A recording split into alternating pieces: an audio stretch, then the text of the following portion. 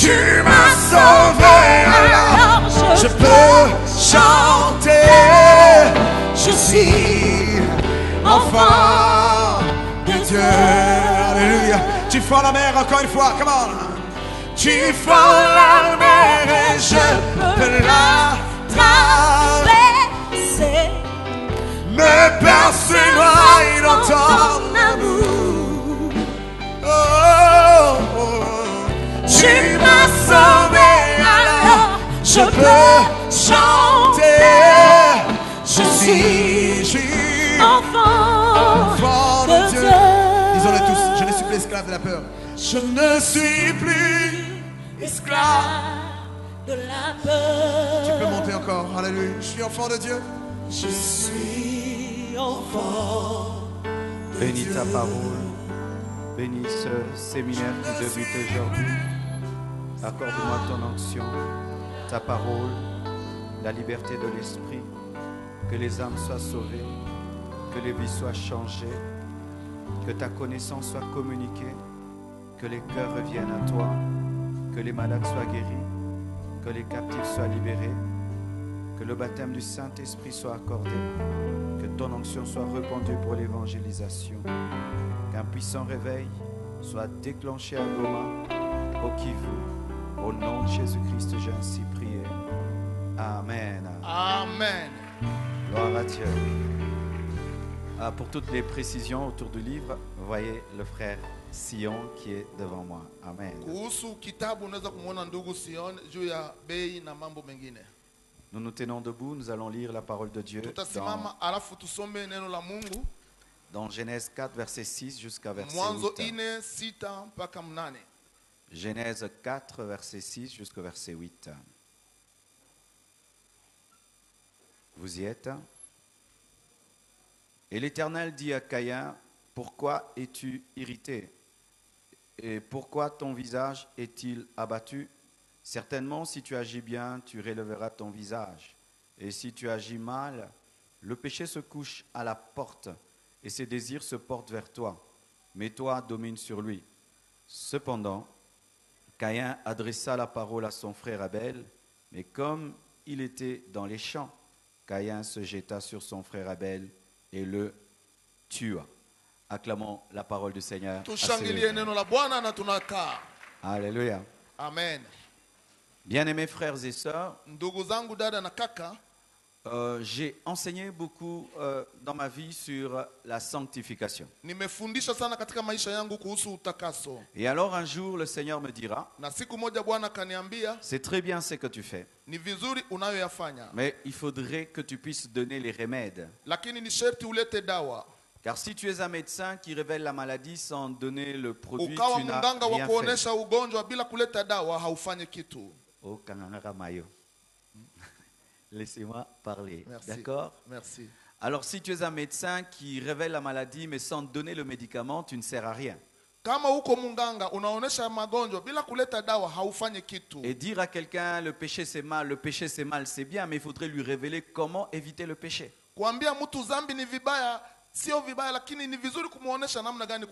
C'est alors que Dieu m'avait révélé ce message et je l'avais apporté en termes de séminaire à l'église et il avait tellement béni les gens que j'en avais fait un livre qui est en train de bénir le monde entier. Je ne saurais pas dire tout ce que j'ai écrit, mais je veux dire l'essentiel des stratégies face à la tentation qui arrive des fois à être tenté en ce lieu. Levez bien la main. Si tu n'es pas tenté, tu n'es pas un humain. Alléluia. Amen. Tout humain connaît la tentation. Même Jésus-Christ a été tenté. Alléluia. Amen. Et lorsque nous parlons des stratégies face à la tentation, c'est Genèse 4, versets 6 à 8 qui m'a ouvert les yeux. Hii Mwanzo 4:6-8 ilinifungua macho. Nous voyons l'une des premières tentations dans la parole. Tunaona moja ya majaribu ya kwanza katika neno. Nous connaissons la tentation d'Adam et Ève. Tunajua jaribu ya Adamu na Hawa. Et nous n'avons pas vu comment Dieu a voulu les aider face à cela. Hatukuona namna Mungu alipenda kuwasaidia mbele ya hayo. Mais lorsque le diable est venu vers Caïn, Wakati shetani amemjia Kaini afin de le pousser à tuer son propre ili frère, kumsukuma auwe ndugu yake là quand mwenyewe, même nous voyons Dieu intervenir pour le prévenir de la chute. pale tunaona Mungu kuingilia ili kumkataza Et asianguke. il lui donne un principe. Akamupa kanuni, Il invite à un enseignement. akamuita kwa Il mafundisho, lui donne une stratégie akamupa mbinu face à la tentation. mbele ya Il lui kujaribiwa. enseigne même comment est-ce que le péché entre. Akamuonesha hata namna gani dhambi inaingiaka. Il enseigne à Caïn que le péché frappe à la porte. Anafunua ya kwamba dhambi inapigaka hodi kwa Il lui mlango. révèle que le péché ne s'impose pas. Alléluia. Amen. Ce n'est pas parce que tu ressens le péché que tu dois pécher. Ce n'est pas parce que tu te sens attiré par le mal que tu dois commettre le mal. Ce n'est pas parce que tu as invité une fête que tu dois aller manger. L'invitation peut être donnée, mais tu refuses d'aller. Et ainsi, il en est de la tentation. C'est une invitation, mais tu n'es pas obligé d'aller. Mais la plupart des temps, les gens pensent que lorsque tu es sollicité, tu es imposé, alors que la sollicitation est une chose et l'imposition est une autre chose. De la même manière que lorsqu'on t'invite à une fête, on ne te dit pas tu dois venir. De la même manière quand on te tente, on ne te dit pas tu dois pécher. C'est un choix. Si le péché n'était pas un choix, il n'y aurait pas l'enfer. L'enfer existe parce que le péché est un choix. Tu peux dire oui et tu peux dire non. Alléluia. Et chaque fois que tu pêches et tu tombes, ne dis pas c'était plus fort que moi, parce que Dieu révèle déjà à Caïn qu'il y a une sollicitation, mais tu peux dominer sur lui. Amen. Caïn pouvait dominer sur la sollicitation. Il n'était pas obligé de tuer son frère. Le choix de tuer son frère est venu de lui. Dieu ne lui a pas imposé cela. Et chaque fois que tu es tenté de quoi que ce soit, sache que c'est un choix. Tu peux le faire ou ne pas le faire. Amen. Bien-aimés frères et sœurs, qu'est-ce qu'une stratégie? Car nous sommes là en train de parler des stratégies face à la tentation. La stratégie, c'est une sagesse. C'est-à-dire que pendant ce séminaire, Dieu va te donner une sagesse, une technique, une expérience. Ce sont les choses que tu dois faire pour ne pas tomber dans le péché. Alléluia. Dieu va te donner la sagesse. C'est un rendez-vous de sagesse, bien-aimé. Et si vous êtes venu que pour de l'exubérance, bien-aimé, vous vous trompez, Dieu va vous communiquer sa sagesse que vous pourriez utiliser en dehors de ce temple. Parce que la plupart des temps, nous ne sommes pas tentés à l'église, nous sommes tentés en dehors de l'église. Et là, tu sauras comment manier les armes de Dieu pour triompher de la tentation. Alléluia. Psaume 144, verset 1. Psaume 144, verset 1. La Bible nous dit, psaume de David, « Béni soit l'Éternel mon rocher, qui exerce mes mains au combat, mes doigts à la bataille. Béni soit l'Éternel mon rocher, qui exerce mes mains au combat. » Alléluia. Dieu a formé David, il lui a donné des stratégies dans la guerre, il a exercé ses doigts à la bataille afin de faire de lui un grand guerrier. Ce même David qui hier pouvait vaincre l'ours, vaincre le lion, a pu vaincre Goliath parce que dans le secret il était exercé. Amen. Et Dieu va t'exercer au combat, il va te donner des stratégies pour la bataille car la tentation est une bataille. Qu'est-ce que la tentation? La tentation, c'est une sollicitation vers le péché. Ce n'est pas une imposition, comme je l'ai dit. C'est une sollicitation. C'est une invitation vers le péché. La tentation, c'est le couloir qui mène au péché. C'est pourquoi tu ne dois pas prendre à la légère la tentation. C'est un couloir qui mène vers le péché. Celui qui est tenté n'a pas encore péché, mais il est dans le couloir. Et tu peux sortir du couloir ou tu peux aller jusqu'au fond du couloir et finir par pécher. Alléluia. La tentation, c'est le commissionnaire de la mort spirituelle. Lorsque la mort spirituelle veut te tuer, t'atteindre, il y a un commissionnaire qu'on appelle la tentation. Lorsque le diable veut te tuer spirituellement, il envoie un commissionnaire pour te donner cette mort spirituelle. C'est pourquoi ne prenez jamais à la légère la tentation. Je peux avoir une grande maison et je veux la vendre, mais moi-même je ne me déplace pas. Je place des personnes autour de ma maison, mais qui vont te conduire vers elle. Et lorsque le diable veut détruire ta vie, il a un commissionnaire appelé la tentation. Et frères et sœurs, faites très attention. Certains commissionnaires peuvent te diriger vers un château, mais d'autres peuvent te diriger vers une maison problématique. Et le commissionnaire tentation, lui, ne t'amènera jamais dans une bonne chose, seulement vers la mort. Amen. Il y a des gens qui disent que cette tentation est venue dans ma vie pour me briser. Dieu ne nous amène pas des tentations pour nous briser, il n'a que faire du péché pour nous transformer. Alléluia. Oui, il était tellement orgueilleux que Dieu l'a amené à pécher afin de le corriger. Ce n'est pas la parole de Dieu. Alléluia. La tentation ne vient que pour te faire du mal et Dieu ne vient pas pour te tuer. Une autre chose, la tentation c'est un test du diable. Parce que c'est le diable qui nous tente, c'est lui qui essaye. Et lorsqu'il vient, il ne vient pas rempli d'assurance. Quelle que soit la pression que tu ressens lorsque tu es tenté, sache ceci. Celui qui te tente n'est pas rempli d'assurance. Il essaye, il teste. Amen. Mais il ne te dira pas qu'il est en train d'essayer. Il va se comporter comme s'il est sûr, mais sache qu'il teste. Lorsqu'il est venu vers Jésus-Christ dans le désert, il a essayé. Il a essayé de le faire tomber. Et il essaye toujours. C'est un test, la tentation. C'est le travail favori du diable. Le diable est appelé tentateur, séducteur. Et lorsqu'il te tente, il le fait de tout son cœur. Il est heureux de tenter. Lorsque Satan tente, c'est son travail favori. C'est le tentateur. C'est ça son travail premier. Mais remarquez ceci. Dieu ne tente personne, mais c'est Satan. Car il y a des gens qui disent, je suis tenté par Dieu. Dieu ne tente personne, Dieu éprouve. La tentation vient nous détruire, mais l'épreuve vient nous rendre meilleurs. La tentation vient du malin qui vient te tuer, mais l'épreuve vient de Dieu. Jacques 1, versets 12 à 14. On peut m'améliorer le son, il est sec. Jacques 1, versets 12 à 15. Heureux l'homme qui supporte patiemment la tentation, car après avoir été éprouvé, il recevra la couronne de vie que le Seigneur a promise à ceux qui l'aiment. Que personne, lorsqu'il est tenté, ne dise « c'est Dieu qui me tente », car Dieu ne peut être tenté par le mal et il ne tente lui-même personne. Mais chacun est tenté quand il est attiré et amorcé par sa propre convoitise. Puis la convoitise, lorsqu'elle a conçu, enfante le péché, et le péché étant consommé, produit la mort. La tentation ne vient pas de Dieu. La tentation vient du diable et vient de toi-même. Voici 3 sources de tentation.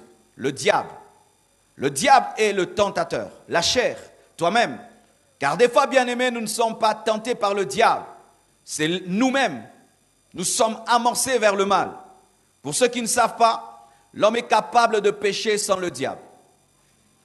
Au commencement, le diable a amené le péché dans le monde. Mais après que l'homme ait péché, il a eu cette nature déchue. Une nature qui nous pousse vers le mal de manière naturelle.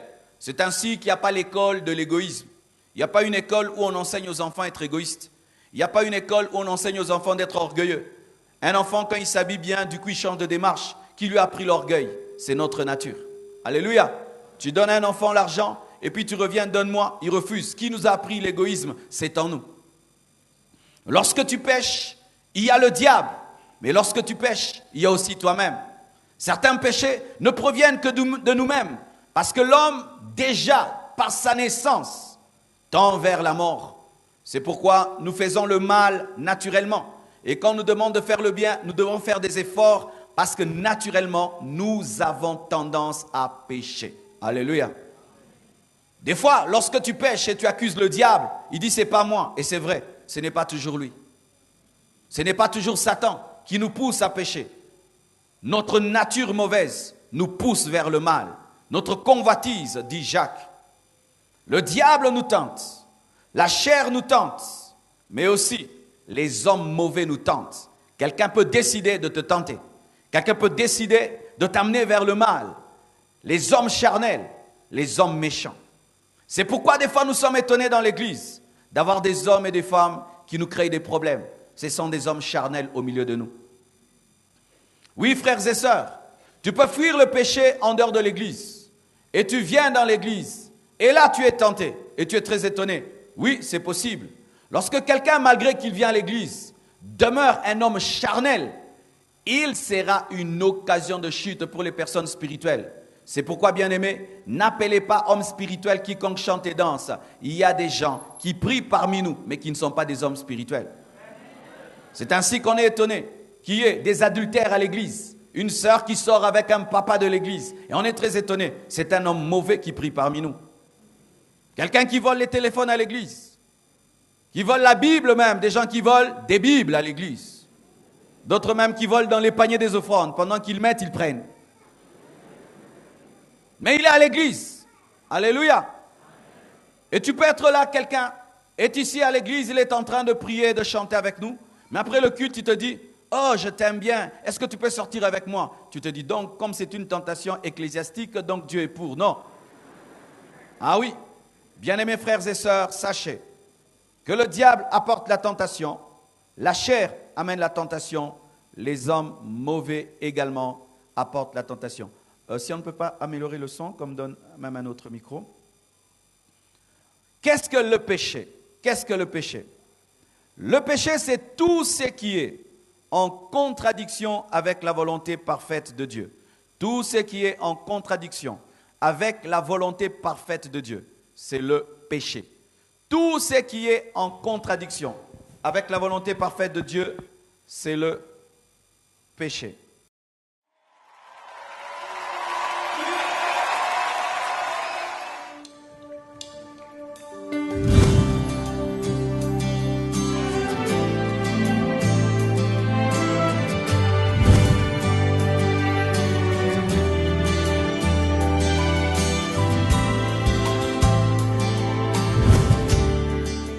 Qu'est-ce que le péché?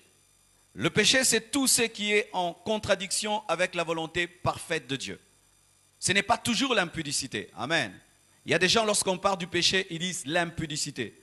L'impudicité n'est pas le seul péché qui existe. Le péché, c'est tout ce qui est en contradiction avec la parole de Dieu. Tout ce qui est en contradiction avec sa parole. Des fois même, le péché, ça peut être, au lieu que tu viennes à l'église, tu décides d'aller à la retraite alors que Dieu t'a dit de venir écouter la parole, tu as péché. Alléluia. Le péché, c'est aussi des fois Dieu te dit ne mange pas, tu manges, tu as péché. Mais manger n'est pas un péché. Mais quand la volonté parfaite de Dieu pour toi, c'est de ne pas manger, tu as péché. C'est pourquoi lorsque nous mangeons pendant un jeûne, Dieu dit que tu as péché. Mais est-ce que manger c'est un péché? Ça devient un péché parce que ce n'est pas la volonté parfaite de Dieu pour toi. Dieu te dit de rester à Goma, tu décides d'aller à Bukavu, tu as péché. Mais aller à Bukavu n'est pas un péché. Mais comme ce n'est pas la volonté parfaite de Dieu pour toi, c'est un péché.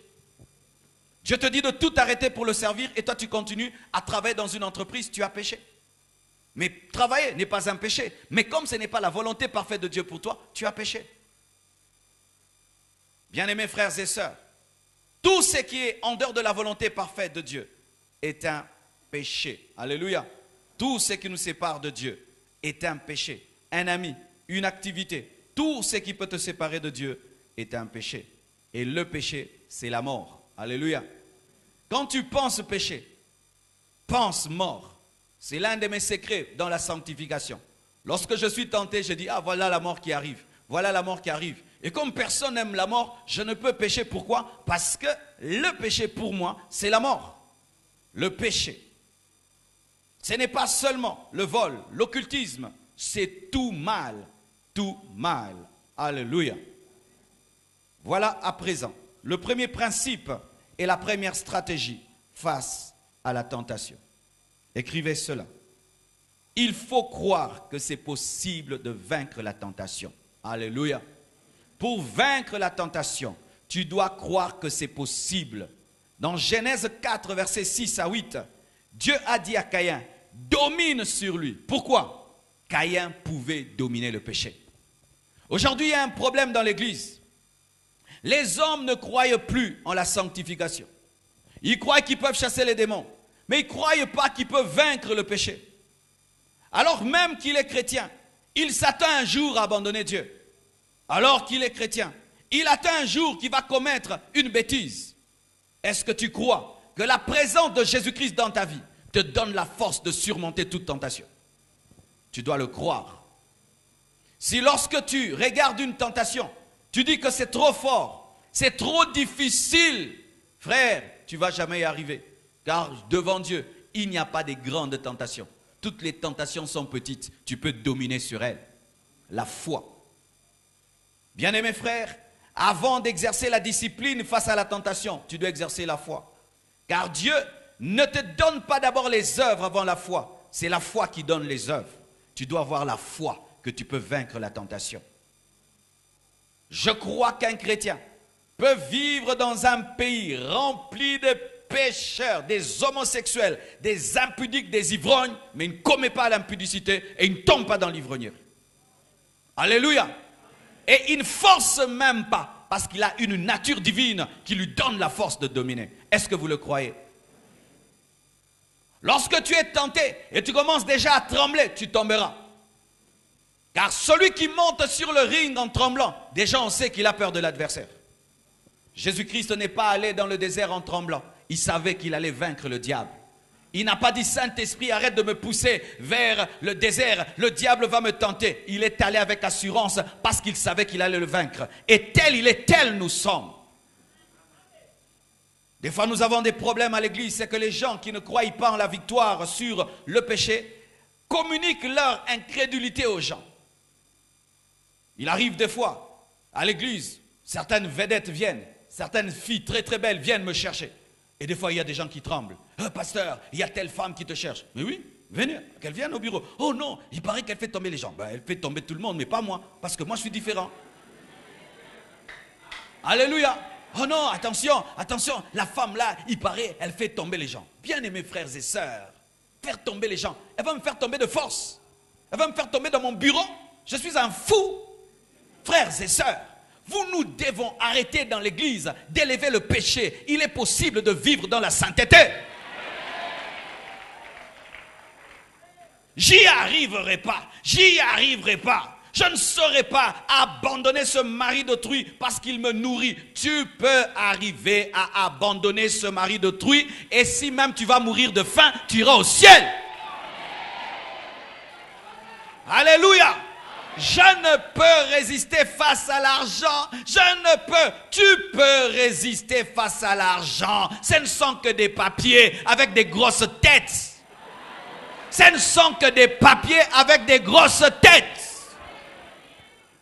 Je ne peux résister face à l'orgueil archi faux. Il y a des gens qui sont très élevés et qui sont humbles et qui sont simples. C'est possible. Le fait que les gens ne croient pas à la victoire sur la tentation, lorsque Dieu commence à élever les gens, ils disent, il sera orgueilleux. Pourquoi? Parce que lui, s'il devenait un homme grand, il va devenir orgueilleux et il pense que tout le monde dans la grandeur sera orgueilleux comme il sera. Ainsi, nous avons dans l'église ce qu'on appelle l'orgueillomètre. Une machine qui consiste à tester l'orgueil des gens. Regardons maintenant le pasteur, comme il est en train de construire l'église, est-ce qu'il va devenir orgueilleux? Et que tout le monde regarde. Regardez, il a changé la démarche. Regardez, il a ceci. Frère, c'est parce que toi-même tu es orgueilleux que tu penses que tout le monde est orgueilleux. Tu es impudique, c'est pourquoi tu penses que tout le monde est impudique. Et si un homme cause avec une femme, tu penses qu'il la drague alors qu'il exhorte. Pourquoi tu penses que tout le monde est comme toi?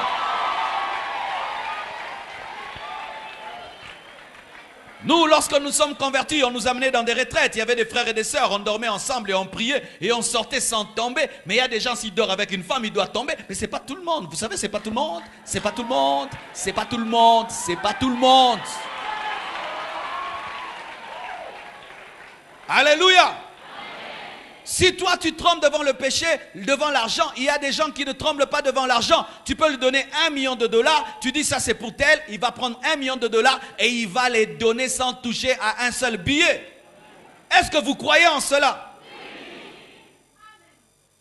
Lorsque dans l'église on ne croit plus que quelqu'un peut vivre dans la sainteté, je vous assure, ce n'est plus l'église. Ce n'est plus l'église. Ou quand quelqu'un vous prêche la sainteté, vous dites dans vos cœurs, et lui-même. Et lui-même. C'est déjà un signe d'un manque de foi. Bien-aimé, je suis marié, ça fait 11 ans. Je n'ai jamais trompé ma femme, ni dragué une autre femme, ni envoyé des SMS, ni des smileys, avec un cœur qui fait bou bou bou à une femme. Jamais. Jamais et de jamais. Et les gens disent, non, c'est parce que ta femme est belle. C'est vrai, j'ai une très très belle femme canon. Mais ce n'est pas à cause de cela. Ouais, vous voyez, quand quelqu'un a la victoire sur le péché, au lieu qu'on dise que c'est le Saint-Esprit, c'est la force de Dieu, c'est sa belle femme. Vous voyez, nous ne croyons pas à la puissance du Saint-Esprit capable de nous donner la victoire sur le péché. Lorsque Salomon a péché, n'est-ce pas qu'il avait des belles femmes? Ce n'est pas une belle femme qui peut t'empêcher de tomber, bien-aimé, parce que l'homme a l'esprit de goûter à tout. Si tu as une claire, tu cherches une noire, tu cherches une grande, une courte, une... C'est Dieu qui me donne la force de me contenter de ma femme. Ce n'est pas sa beauté, c'est Dieu. Alléluia. Tu dois croire que tu peux vaincre le péché. Tu peux vaincre le péché. Tu peux étudier sans tricher. Est-ce que vous croyez cela? Tu peux travailler sans tomber dans la corruption. Tu crois ça? Que tu peux te contenter de ton salaire?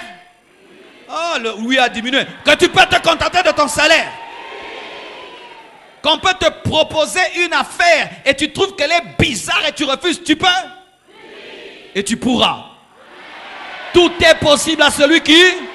Rien n'est impossible à celui qui? Si tu as la foi, tu peux dire à cette montagne, ôte-toi de là, et elle se jette dans la mer. La tentation est une montagne et tu dois croire que tu peux la déplacer. Tu dois croire. Vous qui venez de vous convertir, vous devez croire. Parce que qu'est-ce qui arrive quand vous vous convertissez? Vos amis vous disent, on va voir, tu vas rentrer dans le monde. Et tu te convertis, tu dis, Seigneur, oh Dieu, je tomberai. Non, bien-aimé, tu ne tomberas pas. Celui qui a commencé cette œuvre en toi, l'amènera à la perfection, va l'amener à la perfection. Dieu n'est pas l'auteur des œuvres inachevées, il va le terminer. Nous avons souvent la foi dans la guérison, dans les miracles, mais pas la foi dans la sainteté. Lorsque j'ai commencé à prêcher ce message, plusieurs personnes m'ont dit, Marcelo, arrête de prêcher ça. C'est un message dangereux. Je dis, pourquoi? Mais parce que le jour que tu vas tomber, on va te le prêcher. Vous voyez ça? Même les prédicateurs ne croient pas que Dieu peut les garder debout. Ainsi, ils prêchent tout le temps la bénédiction et les miracles parce qu'ils ont peur que si tu prêches trop l'impudicité, le jour que tu tombes dans l'impudicité, on va te suspendre. Bien aimé, je prêcherai contre l'impudicité parce que je ne tomberai jamais dans l'impudicité. Ah, quand tu dis ça, ah, quel courage, quel courage! Mais si quelqu'un dit, je ne tomberai jamais malade, quelle foi. Je ne manquerai jamais l'argent, quelle foi. Je ne tomberai jamais dans l'impudicité, quel courage. L'impudicité n'a pas échappé à la croix. L'impudicité n'a pas échappé à la croix. Jésus a crucifié aussi l'impudicité. Il est courageux, hein? Il est courageux. Il joue avec les femmes. Les femmes, c'est quoi? C'est une tête, des mains et des pieds. Ah, donne-moi la main, donne-moi la main.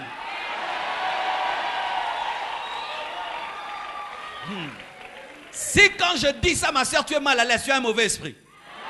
Tu as un mauvais esprit. Parce que c'est bizarre aussi dans les églises, quand un pasteur dit ça, ah pasteur, quoi, tu voulais avoir de l'effet?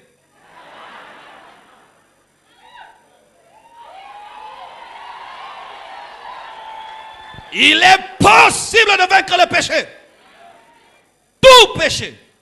Tout péché. Même un péché, on te dit, si tu ne le commets pas, on te tue. Tu es capable de mourir. Les apôtres ont dit, jugez vous-même à qui devons-nous obéir, à Dieu ou aux hommes. Ils étaient prêts à mourir pour leur foi. C'est ça le christianisme. La Bible engendre de tels hommes.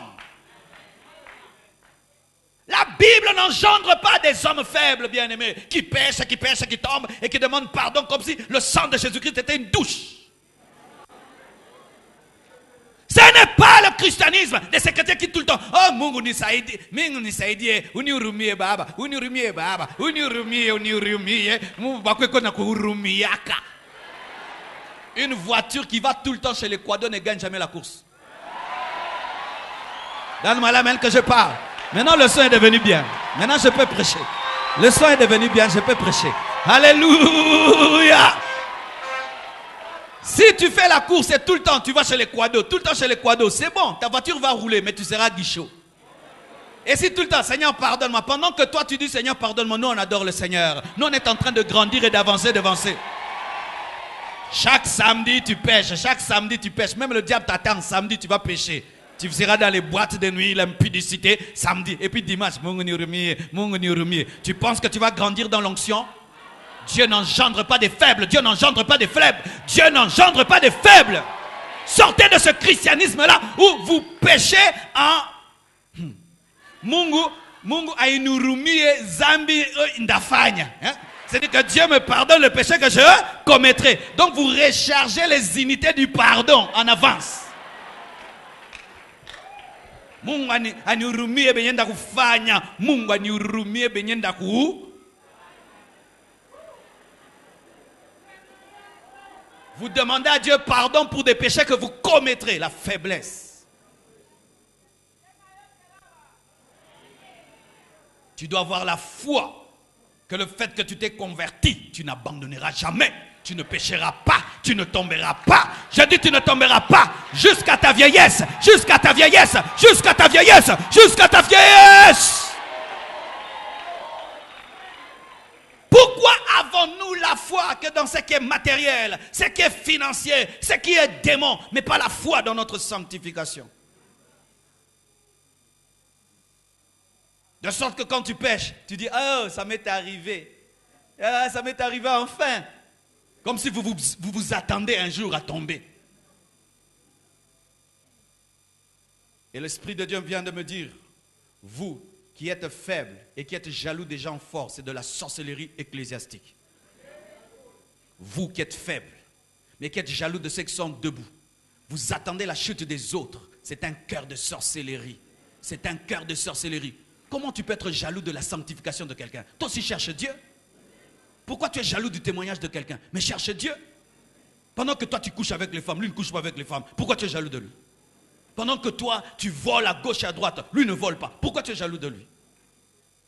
Et ça te fait le plaisir lorsque cette sœur vierge tombe. Ah, tu es content. Tu n'es pas différent d'un sorcier. C'est de la sorcellerie. De vous asseoir et de causer. Lorsque quelqu'un est tombé, là maintenant vous faites une réunion, vous causez, vous parlez toute la nuit, au lieu de pleurer, de prier. Ça c'est un cœur de sorcier.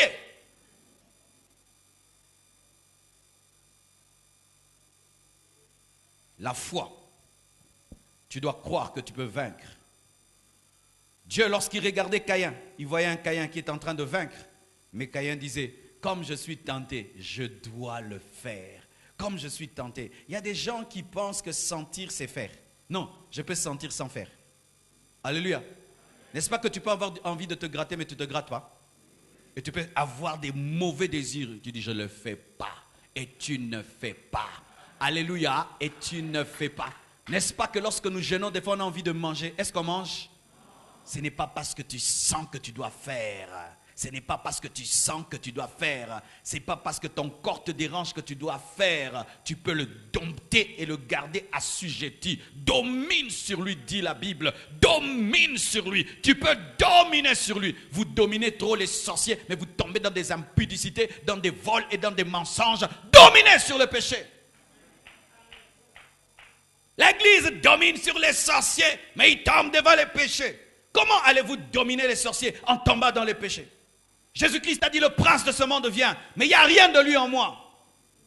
Des chrétiens qui veulent avoir la victoire sur la sorcellerie, sur la magie, mais ils sont dans le mensonge, dans la corruption. Des deuxièmes femmes qui envoient le feu à la première femme. Ah oui! Et vous êtes pleines dans les églises, donnant beaucoup d'argent. Ton offrande ne change rien, tu dois donner ton cœur. Ton offrande ne change rien, tu dois donner ton cœur. Car vous voulez fermer la bouche des pasteurs par vos offrandes.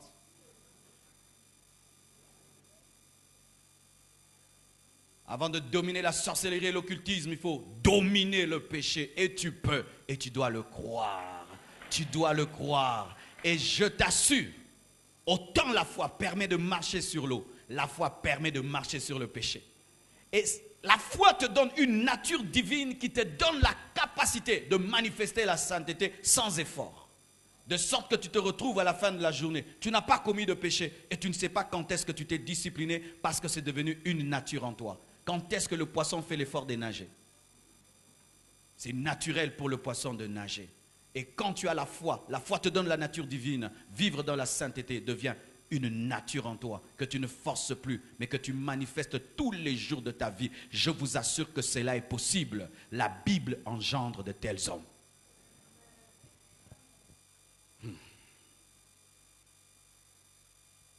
Voici à présent une autre manière de vaincre la tentation. Il faut te confier à une oreille attentive et discrète. Il faut avoir une poubelle. Dites poubelle.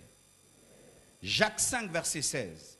Confessez donc vos péchés les uns aux autres et priez les uns pour les autres, afin que vous soyez guéris. La prière fervente du juste a une grande efficacité. Alléluia. Que Dieu me donne la capacité de dire ce que je dois dire. Lorsque tu es tenté, n'oublie jamais que tu es dans un corps. Car le combat de la main droite, c'est le combat de la main gauche. Alors que je tiens ce micro avec ma main gauche, lorsque ma main gauche va se fatiguer, ma main droite va prendre le relais. Il en est de même avec mes pieds. Un pied se pose et puis un autre se pose. Le corps s'entraide ainsi. Pareil aussi, lorsque nous sommes l'Église, nous sommes le corps du Christ. Et ta tentation n'est pas ta tentation, c'est la tentation du corps.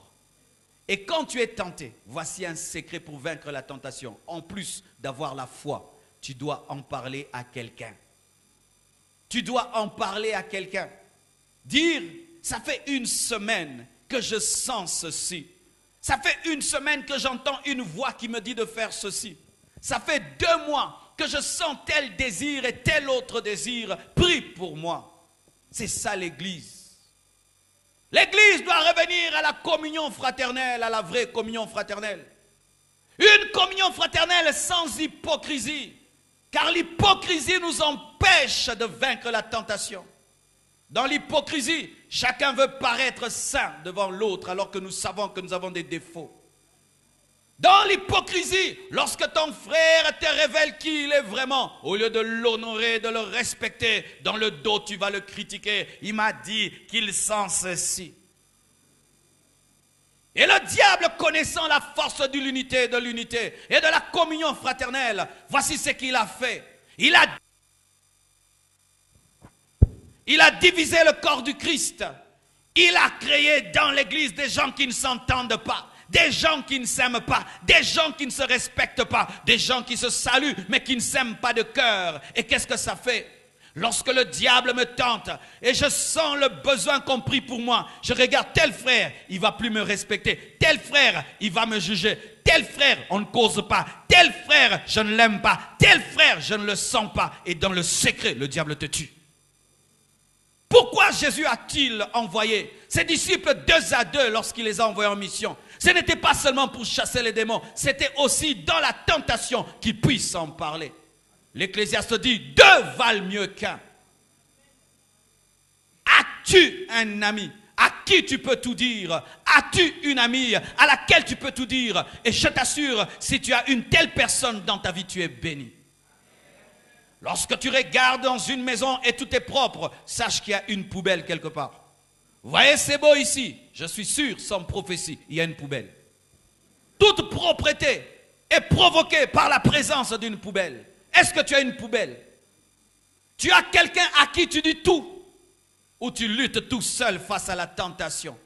Je t'assure que ce péché qui est en train de te faire tomber tous les jours, si seulement tu pouvais le dire à quelqu'un, sa puissance serait anéantie. Car en microbiologie, on parle des microbes anaérobies et aérobies, n'est-ce pas? Certains microbes ne supportent pas l'air. Ils peuvent être dans le sang, ils peuvent être dans l'eau. Mais une fois que tu les amènes dans l'air, ils meurent. C'est ainsi beaucoup de tentations. Lorsque dans le secret tu te bats contre ce péché, il va te vaincre. Mais si tu l'exposes et tu en parles, tu le vaincras.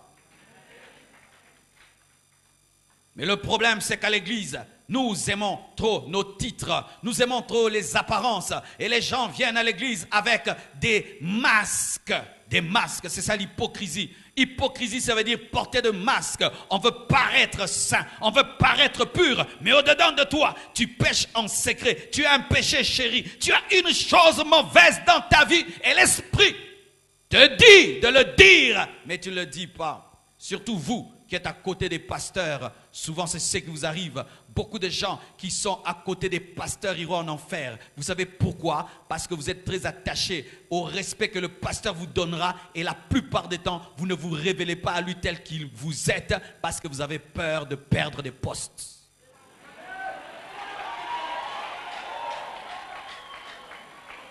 Alléluia! C'est le bien d'être missionnaire, tu bombardes et tu pars. Alléluia! Ah, faites attention. Vous savez quoi, mes frères et sœurs? Moi, j'étais très proche de mon pasteur. Il me respectait, il m'appelait homme de feu, homme de ceci, homme de cela. Mais un jour, un prédicateur est venu dans notre église, il a dit des choses, j'étais dedans. Dedans. Et Dieu me dit, tu passes devant, et mon rang me dit, tu ne passes pas devant. Je devais choisir entre mon honneur et ma gloire et être en ordre avec Dieu. Bien-aimé, j'ai mis de côté mon orgueil et ma gloire, je suis passé devant. Les gens se sont moqués de moi, je m'en fous, mais Dieu m'a pardonné, m'a délivré. Et une fois, j'avais des luttes dans ma vie, je ne savais plus en sortir. J'ai lutté. Je suis allé chercher mon pasteur et quand je suis arrivé, déjà il m'a pris de haut. Tu vois, quand on te prend de haut, tu restes en haut.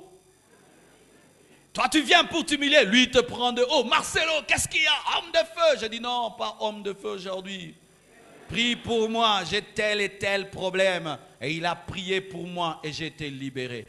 Faites attention, vous qui aimez mériter l'honneur des hommes et des hommes de Dieu. Je peux dire que tu es un saint homme de Dieu. Ce qui compte, c'est ce que Dieu a dit. Le témoignage de Job ne venait pas des hommes, il venait de Dieu. Qu'est-ce que Dieu dit de toi? Qu'est-ce que Dieu dit de toi? Pas qu'est-ce que ton pasteur dit de toi. Ton pasteur est un homme, il connaît, des fois il ne connaît pas. Mais Dieu te connaît. Mais des fois vous voulez paraître saint devant les hommes. C'est pourquoi vous ne vous mettez jamais en ordre. C'est pourquoi vous irez en enfer en train d'attendre l'enfer sur des chaises d'église. Oui, il y a des gens qui attendent l'enfer sur des chaises d'église par l'hypocrisie. Par l'hypocrisie. Par l'hypocrisie. Qui êtes-vous? Qu'est-ce qui vous dérange? Qu'est-ce qui vous tourmente? Jamais vous le direz. Mais vous direz seulement, hein, ma femme a accouché. Hein, ma femme a accouché. Dis aussi, j'ai péché. Pasteur, j'ai eu un boulot, un nouveau boulot. Oui, tu as eu un nouveau boulot. Mais tu as aussi une nouvelle copine. Ça, tu n'as pas dit.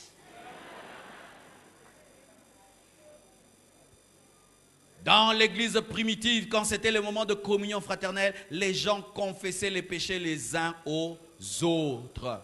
Les uns aux autres. Bien-aimés, priez pour moi. Et quelqu'un s'agenouille. Frères, sœurs, le diable, qu'est-ce qu'il fait? Il sait que le corps est fort face à lui. Maintenant, il divise le corps du Christ en des membres. Et ainsi, chacun dans son coin. Et lorsque nous nous battons contre lui, nous ne sommes pas forts, car un royaume divisé ne peut subsister. Celui qui a le don de guérison ou une grâce dans un domaine, tu ne t'entends pas avec lui. Et Satan te garde dans cette inimitié. Cette personne avec laquelle tu ne causes pas, elle a un don. Si elle prie pour toi, Dieu va agir. Mais Satan fait comme si pas vous entendre. Et vous aussi, à qui les gens se confient, faites attention. Ce n'est pas parce que quelqu'un se confie en toi que tu es plus que lui. Il est plus humble que toi. Donne-moi la main que je parle. Ah oui, ce n'est pas parce que moi je te dis mes choses que toi tu es saint. Non, moi je suis plus humble que toi et je te dis mes choses. Toi aussi tu as des choses, car tout le monde a des choses. Tout le monde a des choses. Certains, c'est la haine, il ne pardonne pas facilement. Lui n'est pas dans l'impudicité, mais motemo katsandoki. Alimbi sakate, msusa kabakate, akabakate. Donc soko senyo kansongo bomae. Nene ko senganga.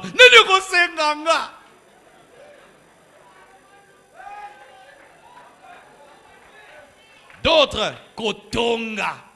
Mukiswahili na kwa nini kusema sema inabanga? Kusengenya. Kusema sema. Surtout Baswahili tunasema sana.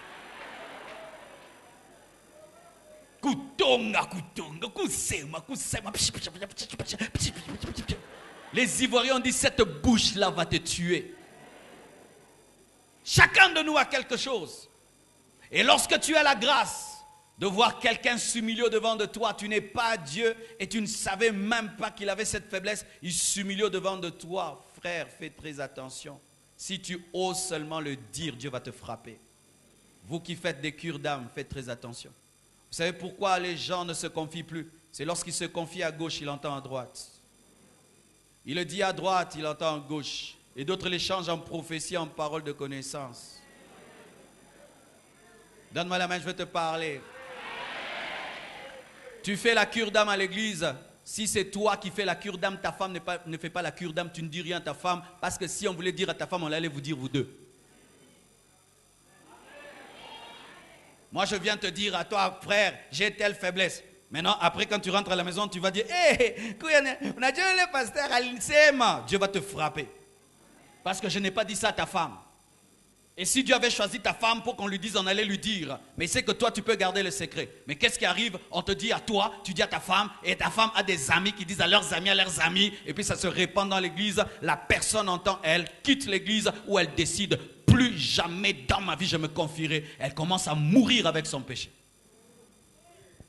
Quelqu'un un jour a eu l'amour et l'humilité, la sincérité, quelque chose qui est rare, de te révéler sa vraie nature. Et au lieu que tu le respectes, que tu le caches, tu es en train de le dire partout. Ou si tu ne l'as pas dit dans ton cœur, tu l'as méprisé. Tu l'as méprisé. Je vous assure, si nous pouvons nous aimer, dites amour. Au point de relever les autres, de cacher les choses. De cacher les choses. Les païens, tu vas voir un médecin, il soigne une autorité, il ne va pas le dire. Des avocats qui traitent des problèmes des grandes autorités, mais qui gardent le secret. Mais comment nous qui sommes des enfants de Dieu, nous ne pouvons garder les secrets des uns des autres? Toi qui dis partout les péchés des autres, si on disait tes péchés aussi. Si on les disait partout, si on annonçait à tout le monde ce que tu fais. Tu t'es confié quelque part, on t'a caché. Mais toi, si on vient vers toi, à la minute, à la seconde, tu vas prendre ton téléphone et tu vas téléphoner les gens. Pourquoi nous annonçons si facilement des mauvaises nouvelles? Là, tu ne vas pas manquer les unités. Tu auras les unités, tu vas même emprunter. Ha ha ha ha. Auto yebsanga.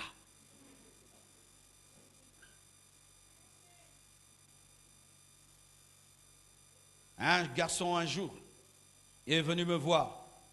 Je le respectais, je l'honorais. Et il me fréquentait. Et ce jour-là, il a dit, pasteur, je dois te dire la vérité. J'ai un sérieux problème avec la masturbation. Je me masturbe 4 fois par jour. Il était possédé. Et quand il se masturbe, il pense à ses sœurs, à ses cousines. Et il commençait à maigrir, il commençait à échouer dans tout ce qu'il faisait. Il n'attrapait pas le boulot. Si seulement tu le vois, tu sens qu'il manque de force. Il a dit, prie pour moi. Je veux arrêter cela, j'arrive pas. J'ai prié pour lui. Il a été délivré, il a eu le travail et je crois qu'il s'est marié. Je ne citerai jamais le nom de ce garçon. Jamais, jamais. Même si tu prends un fusil, tu me mets là. Je ne citerai jamais. J'irai dans ma tombe avec son secret. Pourquoi? C'est un grand. C'est un grand. La grandeur, c'est s'humilier pour avoir la vie. Quand tu vas à l'hôpital, tu joues au grand? Qui joue au grand à l'hôpital? Docteur, oui. Ah, moi, tu ne me touches pas. Qui fait ça? Docteur, moi, pas de piqûre, hein? Pas de piqûre. L'opération, tu ne me touches pas. Qui fait ça? Dors là, tu dors. Enlève, enlève. Ferme les yeux, ferme les yeux. 6 heures du temps, 6 heures du temps. Ils sont à 10 autour de toi, baba là, yo pété, Qui fait la grande? Pourquoi? Je vais être guéri, même si vous me voyez, même si je m'en fous. Mais pourquoi dans le domaine spirituel tu es orgueilleux? Ça fait des années que tu luttes avec ce péché et tu n'en sors pas. Pourquoi tu ne dis pas que tu es lié par le lesbianisme? Pourquoi? Tu ne dis pas que tu es attiré par les femmes. Les gens pensent que tu es un mari de nuit et que tu n'aimes pas te marier alors que tu aimes les femmes. Tu ne l'as jamais dit. Pourquoi tu ne dis pas que tu es homosexuel? Pourquoi tu ne dis pas que tu es dans le fétiche, que tu es dans l'occultisme, que tu as fait un pacte, que si tu dis, on a dit qu'on va te tuer. Pourquoi tu ne dis pas que tu vis des choses? Il y a des gens ici qui vivent des choses terribles. D'autres qui sortent avec leur oncle, d'autres avec leur père, avec leur mère. Mais tu ne peux pas dire et tu caches des années. Et ici, tu joues. Quand tu vas te laver, tu finis le savon, mais tu ne te laves pas. Où va le savon? Tu sais toi-même. Pourquoi tu ne dis pas? Pourquoi tu ne dis pas que tu es lié par la masturbation? Que la nuit, tu te réveilles pour regarder des films pornographiques. Pourquoi tu ne dis pas ça, que tu es lié par la pornographie? Tu t'es battu seul, mais tu n'en sors toujours pas. Que tu n'arrives pas à résister devant l'argent. Si tu vois l'argent, tu dois voler. Tu dois voler.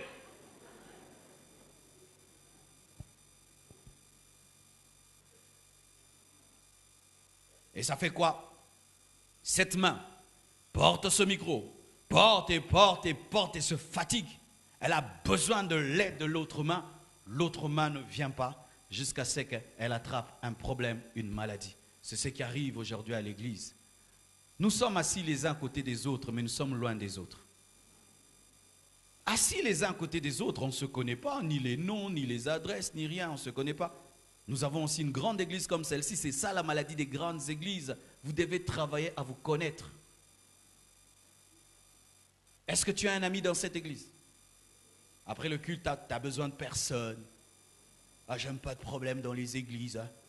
Si tu te mélanges, tu auras de problèmes. Tu sais pourquoi tu as peur des problèmes? Parce que tu es problématique. Ce sont les porcs-pics qui ont peur des porcs-pics. Moi, je cause avec personne. Quand on dit Amen, c'est comme si on t'a chassé. Sors, rentre à la maison. De telles personnes peuvent abandonner Dieu pendant 6 mois. Personne ne saura. Il peut disparaître même, personne ne sait, parce que personne ne le connaît. Mais quand tu es attaché au corps, quand tu disparais, mais le frère là, la sœur là, allez le suivre, allez le chercher. Ah, j'avais une faiblesse. Et on te relève. Soyez humble, soyez humble, soyez humble.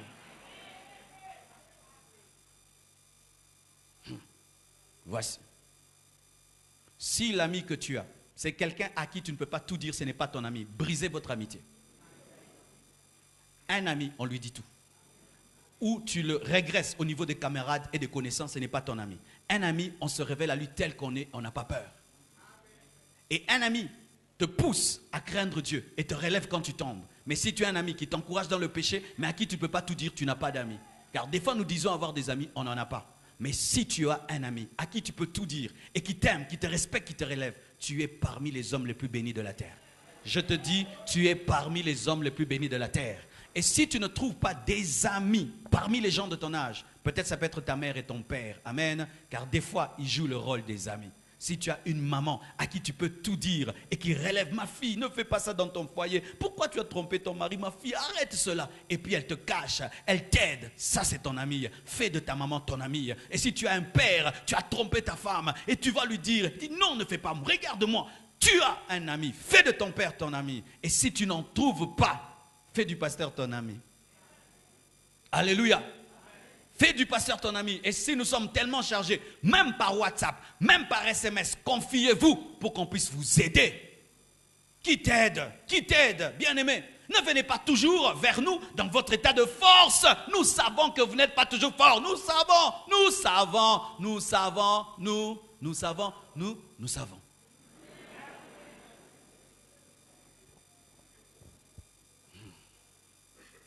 Alléluia. Voici une autre chose. Il ne faut pas demeurer dans la culpabilité. Dites culpabilité. Pour vaincre le péché, il ne faut pas demeurer dans la culpabilité. 1 Jean 1, verset 9. Si nous confessons nos péchés, il est juste et fidèle pour nous pardonner et pour nous purifier de toute iniquité. Qui croit cela? Qui croit vraiment cela? Voici. Le diable est bizarre. Lorsque il veut te pousser vers le péché, voici comment il fonctionne. Il te dit que le péché, c'est rien du tout. il te dit pêche. Tu dis non, c'est le mal. Il dit non, mais ce n'est rien du tout. Tout le monde le fait, tout le monde le fait. Même les pasteurs là, ils le font. Il te dira ça. Est-ce que tu es le premier à le faire? Et quand tu as péché et tu demandes à Dieu pardon, il te dit, toi, tu commences à jouer avec Dieu. Tu pêches et puis tu demandes pardon, tu pêches. Tu penses que Dieu va te pardonner. Tu commences à exagérer. Et qu'est-ce qu'il te dit maintenant? Comme tu as péché une fois, pêche encore 2 fois. Et quand tu pêches 2 fois, oh, mais pêche encore 3 fois. Et quand tu fais 3 fois, fais même 1 mois. Quand tu fais 1 mois, mais fais seulement 1 année. Et puis quand tu fais 1 année, bon, mais deviens professionnel de ce péché. Voici comment on fonctionne avec le péché. Quand tu tombes dans le péché, c'est comme la boue. Tu dois te relever rapidement et tu t'essuies et tu continues la route. Si tu ne le fais pas, tu vas rester dormir dedans. Voici. On nous dit souvent que craindre Dieu, ce n'est pas péché. C'est vrai. Et la maturité, ce n'est pas péché. C'est vrai. Mais sachez aussi que la maturité, c'est savoir recevoir le pardon. Ça aussi, c'est la maturité. Il y a des gens ici. Vous péchez parce que Dieu vous a déjà pardonné, mais vous ne croyez pas. Parce que l'ennemi est venu vous dire que Dieu ne vous a pas pardonné. Est-ce que Dieu l'a établi comme ambassadeur? Pour que tu croyes en lui. Pourquoi chaque fois que tu entends même une parole sur la sainteté, tu confesses un péché que Dieu a déjà pardonné? C'est parce que tu ne crois pas. Il y a des gens qui pleurent dans leur prière. Tu penses que c'est l'onction, c'est la culpabilité. Ça fait 10 ans que tu as avorté. Mais chaque fois que tu pries, tu pleures. Oh Dieu, pardonne-moi d'avoir tué. Pourquoi tu le fais? Dieu t'a pardonné, Dieu ne le sait plus. Chaque fois que tu confesses un péché que Dieu a pardonné, tu es en train d'énerver Dieu. Tu énerves Dieu. Quand tu pêches et Dieu te pardonne, tu dois croire et tu dois le louer. Tu ne dois plus revenir vers un péché que Dieu a oublié. Et voici. Si même un prophète de Dieu vient dans l'église et il prophétise sur ton péché que tu as commis, que Dieu a pardonné, ne te lève pas parce que Dieu ne le sait pas. Il n'a pas prophétisé par l'Esprit de Dieu. Il a prophétisé par l'esprit de condamnation parce que Dieu ne sait pas. Comment il va te révéler mon péché qu'il ne sait plus? Tu avortes, ça fait 1 mois et tu demandes à Dieu pardon et vraiment tu es repenti. Et je viens ici, il y a quelqu'un qui a avorté il y a 1 mois. Dieu n'est pas content. Dieu n'est pas content. Viens ici. Ne viens pas. Ce n'est pas Dieu qui m'a parlé. Parce que Dieu a oublié. Mais pourquoi tu as ce problème? Lorsque ta vie ne marche pas bien, tu vas toujours déterrer tes anciens péchés et dire à Dieu, pardonne-moi, je n'ai pas d'enfant parce que j'ai avorté. Non, ce n'est pas parce que tu as avorté, c'est parce que tu n'as pas la foi que Dieu t'a pardonné. Écoutez ceci. Mentir, c'est un péché. Avoir une mauvaise pensée, c'est un péché. Tous sont péchés au même moment, au même niveau. Avoir une mauvaise pensée, c'est un péché. Tuer, c'est un péché. Quand Dieu pardonne le meurtre et la mauvaise pensée, il fait plus d'efforts pour le meurtre que la mauvaise pensée. Mais pourquoi quand tu commets un meurtre, tu ne crois pas facilement? Mais si tu commets une mauvaise pensée, tu crois facilement. Tu as un problème, tu ne sais pas saisir la grâce de Dieu. Donne-moi l'amen. Savez-vous que dans le Nouveau Testament, on ne va même pas en retraite pour être pardonné? On ne fait même pas un jeûne pour être pardonné. Le sang de Jésus-Christ suffit. Quand tu vas sur des montagnes pour être pardonné, ce n'est pas la parole de Dieu. Tu dois croire au sang de Jésus-Christ. Quand tu vas dans des jeûnes et prières pour être pardonné, ce n'est pas la nouvelle alliance. Tu dois croire au sang de Jésus-Christ. Alléluia. Mais qu'est-ce qui arrive? Le diable te maintient dans la culpabilité pour te dire quoi? Tu n'es pas en contact avec Dieu. Persévère dans le péché. Mais tu dois croire que Dieu t'a pardonné. Tu dois croire que Dieu t'a pardonné.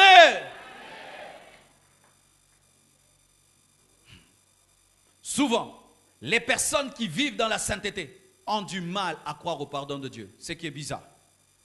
Lorsqu'un homme pendant des années a vécu dans la crainte de Dieu et a toujours dominé le péché, s'il lui arrive de tomber, la plupart de ces hommes-là ne croient pas que Dieu leur a pardonné. Vous savez pourquoi? Parce que vous croyez que votre propre justice vous sauvera. Je connais des sœurs qui, jusqu'à l'âge de 30 ans, se sont gardées vierges. Et puis un jour, trompées par un homme, elles sont tombées. Tu vois, cette sœur continue à pleurer toute sa vie alors que Dieu a pardonné. Pourquoi? Comment moi je peux faire ça? Comment moi je peux faire ça? Tu l'as déjà fait. Amen, hein? Comment moi je peux faire? Tu l'as déjà fait. Passe à autre chose. Reçois le pardon de Dieu et continue ta course.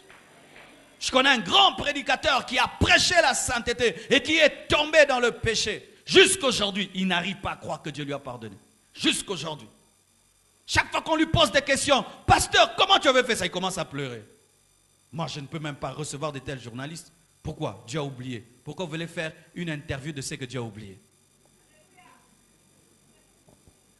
Ce n'est pas que je t'encourage d'aller dans le péché, mais tu dois comprendre comment la grâce de Dieu fonctionne. Quand Dieu pardonne, il pardonne. Quand Dieu pardonne, il pardonne. Quand Dieu pardonne, il pardonne.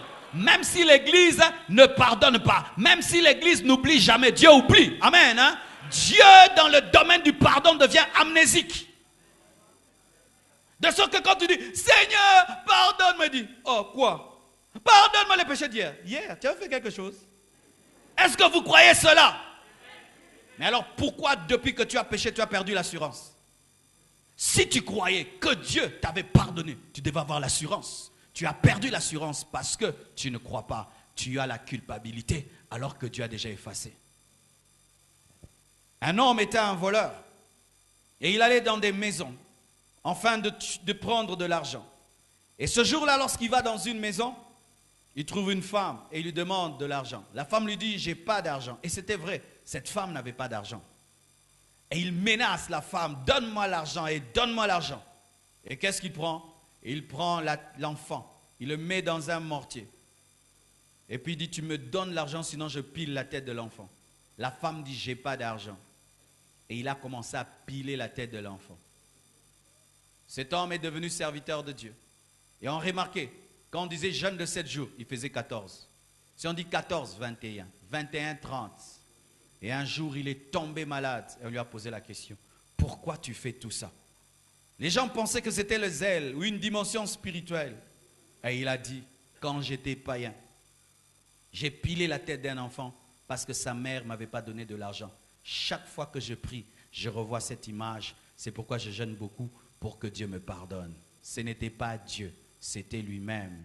Et il y a des gens ici, vous faites beaucoup de sacrifices, nous pensons que c'est le zèle. Alors que ce n'est pas le zèle, c'est la culpabilité parce que vous voulez mériter le pardon de Dieu. Dieu vous a déjà pardonné en Jésus. Le sang de Jésus-Christ a déjà coulé et cela vous suffit. Toute bonne œuvre que vous voulez ajouter au-dessus, c'est la loi et la chair. Dieu n'a que faire de cela. Vous devez vous accaparer le pardon de Dieu par la foi et croire que c'est passé et c'est réellement passé.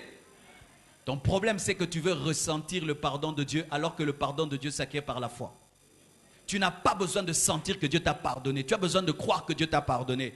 Parce que quand tu pêches, il y a des émotions de culpabilité qui viennent. Que ça continue ou pas, tu dois croire que Dieu t'a pardonné.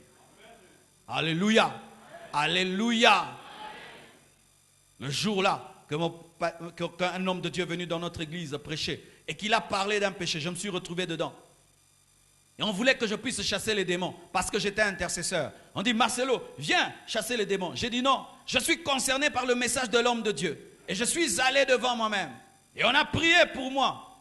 Et j'ai demandé à Dieu pardon. Et puis je suis allé dans la permanence. J'ai dit, donnez-moi les démoniaques là, je vais chasser les démons. Pourquoi? Dieu m'a pardonné à l'instant. À l'instant, il me pardonne, à l'instant, je chasse. Oh, donne-moi la main, donne-moi la main, donne-moi la main, donne-moi la main. Quand on était des enfants, tu veux manger rapidement sans te laver les mains. Et tu veux toucher la nourriture. Papa dit, hey, lave les mains. Qu'est-ce que tu fais? Tu vas vite laver les mains. Et puis qu'est-ce que tu fais? Tu reviens, tu reviens pas. Tu reviens, tu reviens pas. Tu reviens, tu reviens pas. Tu reviens, tu reviens pas. Pourquoi tu reviens? Parce que tu as déjà lavé les mains. Bien-aimé, de la même manière, lorsque tu pêches, tu dois te repentir. Mais après t'être repenti, tu dois croire que le sang de Jésus t'a lavé. Reviens sur la table. Reviens sur la table. Mange sur la table. Danse et chante à l'église. Des fois, la culpabilité détruit même la louange et l'adoration à l'église. Les choristes entonnent. Bon, ne chantez pas. Pourquoi? Culpabilité du péché. Dansez. Jana, Jana, Juicy, Juicy, Jana, Juicy. Surtout le dimanche. Pourquoi les cultes du dimanche sont froids? Les gens samedi viennent de chez Temba, ils viennent de chez ceci, ils viennent de chez cela, ils viennent de chez cela.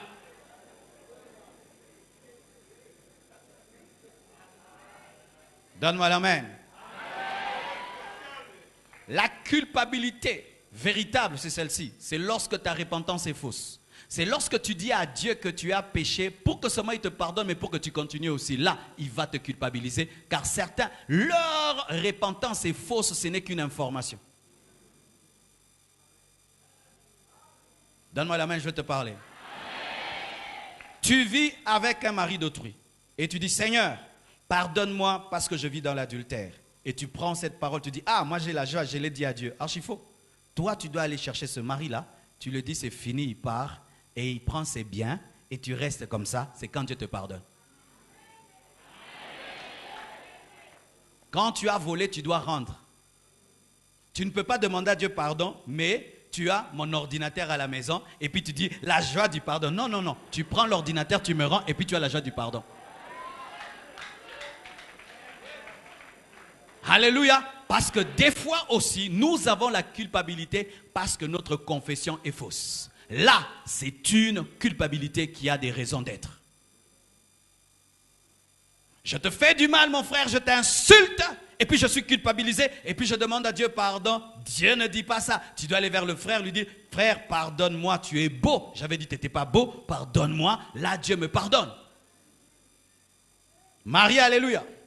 Samedi, on a rendez-vous. Toi et ta femme, vous vous chamaillez, vous vous insultez. Et toi, à gauche de l'église, l'autre à droite. Et toi, tu dis, Seigneur, pardonne-moi. Elle te boude. Elle attend que tu viennes lui demander pardon parce que tu l'as insulté. Elle, son père, sa mère. Dieu ne te pardonne pas. Tu dois présenter des excuses à ta femme. Même si elle est fâchée, moi c'est ma communion avec Dieu. Jésus-Christ n'a pas rétabli que notre communion avec Dieu, mais aussi avec les hommes, parce que la croix touche le ciel et touche les hommes. Jésus est mort sur une croix verticale et horizontale.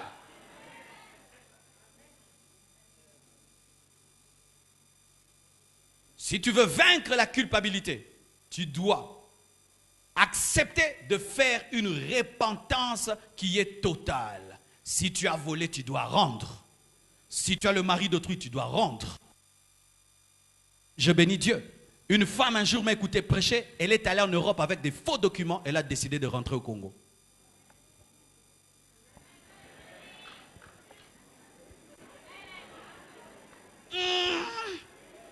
Boulaya. Boulaya. Nirudi et Goma.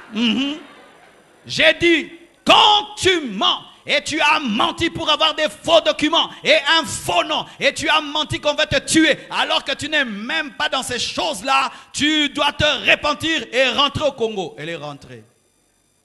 Une autre, j'avais dit, si ton diplôme est faux, tu l'as acheté. Tu dois aller refaire parce que c'est un faux diplôme. Elle a repris. Oui. Seigneur, pardonne-moi. Mais ton diplôme, tu l'as acheté. Tu dois reprendre la 5e. Oui. Mais oui, tu dois reprendre la 5e. Parce que ton diplôme n'est pas ton diplôme. C'est ça l'évangile. Lorsque Zachée a rencontré Jésus, il a fait quoi? Il a rendu tout ce qu'il avait volé. Dans la repentance, il y a la restitution. La restitution des choses, des biens, des diplômes et des papiers. Et des maris et des femmes d'autrui. Des voitures d'autrui, des parcelles d'autrui, des parcelles d'autrui, des parcelles d'autrui. Des parcelles d'autrui. Tu te répands d'avoir pris la parcelle d'autrui, tu vas la rendre. Même si elle a coûté des millions.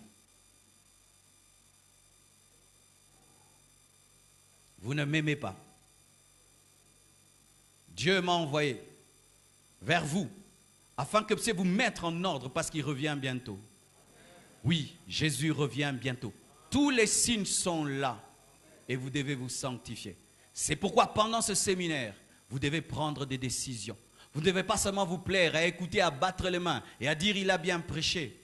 Le réveil arrive lorsque, au-delà des 4 murs de l'église, des décisions sont prises et il y a des bouleversements dans les maisons, dans les entreprises, dans les écoles, dans les universités. Et là, il y aura des fruits qui vont durer. Et Dieu fera des miracles, il va guérir, il va changer les vies. Mais si nous nous mettons en ordre, que Dieu vous bénisse abondamment.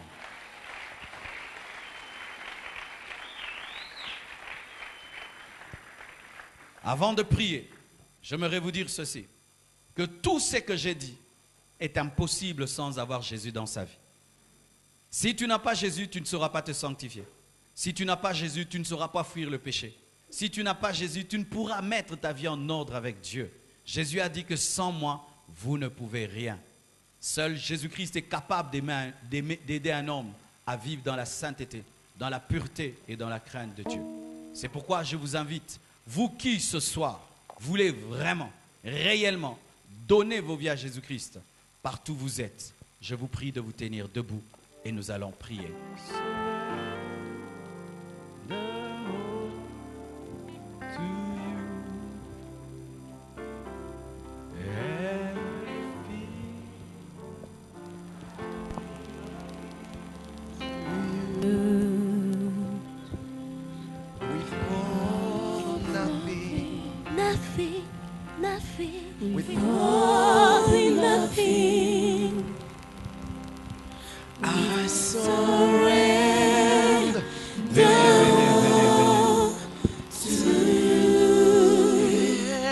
Repentir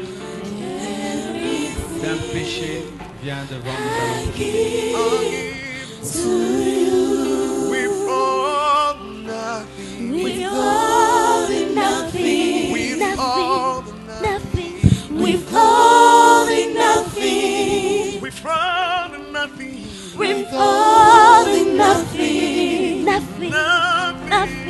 Withholding nothing. I surrender all to you. Everything I give to you. Withholding nothing, nothing.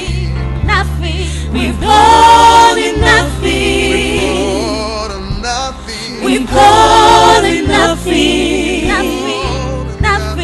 withholding nothing.